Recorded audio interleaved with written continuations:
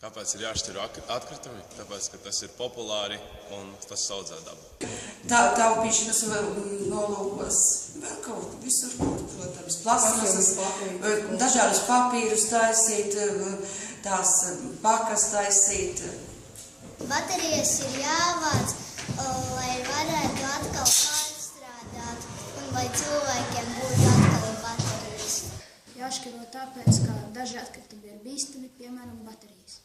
Pārstrāde tas ir burvīgi, jo tiek samazināts atkritumu daudzums uz zemeslodes, un vēl var uztaisīt ļoti foršas, interesantas lietas. Cilvēkiem liek radoši domāt un pārvērst jau vienreiz izmantotas lietas par oriģinālām un foršām lietiņām, ko var izmantot gan sadzīvē, gan kā mākslas piedarumus. Tas ir labi dabai. Ir jāvāc pudeles tādēļ, ka ja viņi ir savāks, tad viņi ir pārstrādās trotuāru.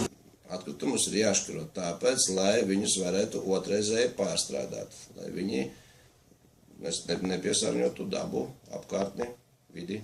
Tāpēc, ka mamma liek. Tad ieliek jaunas baterijas un ielādēt, lai viņas darbotos.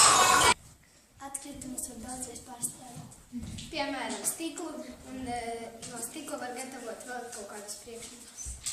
Jāvāc, lai viņas varētu atkal pārstrādāt. Stiklu vajadzīgs, lai uztaisītu jaunas pudeles.